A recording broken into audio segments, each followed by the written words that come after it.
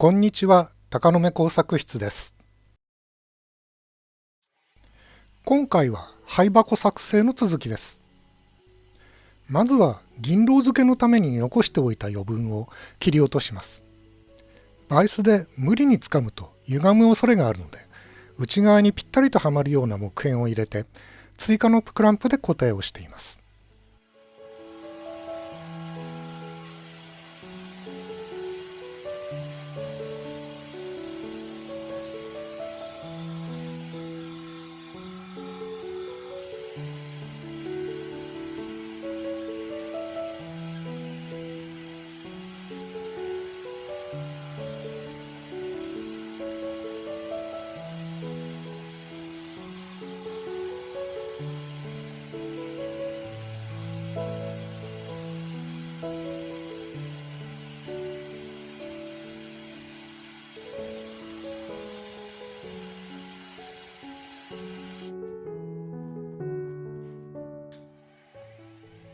今削った面を基準にして関節の穴の位置を毛書き、穴を開けていきます。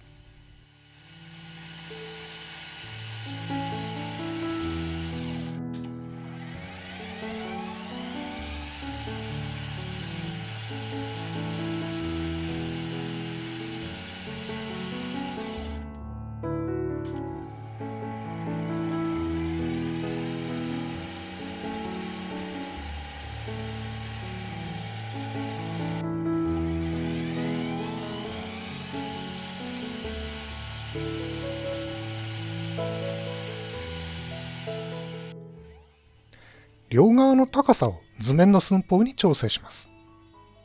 ここでも固定の主役は両側に見えているクランプで、バイスは補助的です。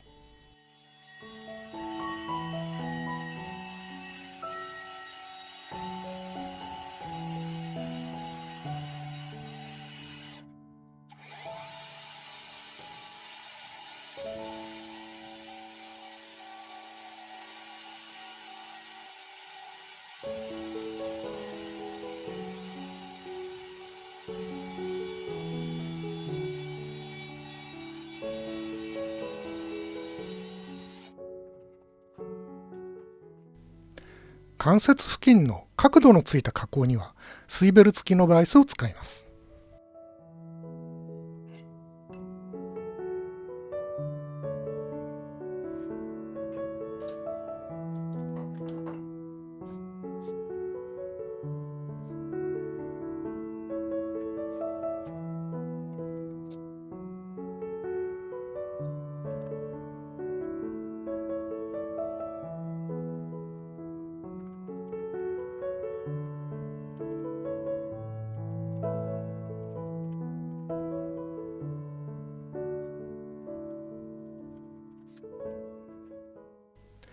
削る目標は毛書いてありますが、関節の穴を基準に改めて位置を決めていきます。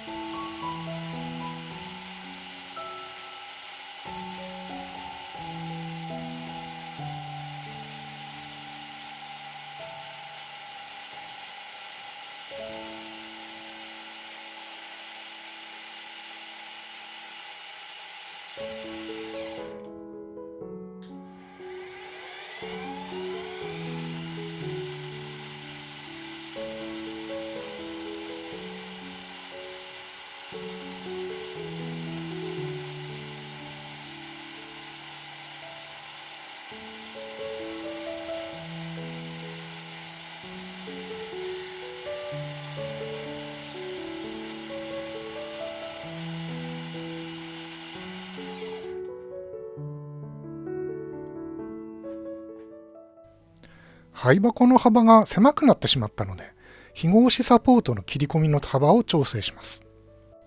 非合紙サポートは別々ではうまく固定ができなかったので、補助のクランプで一体化して固定をします。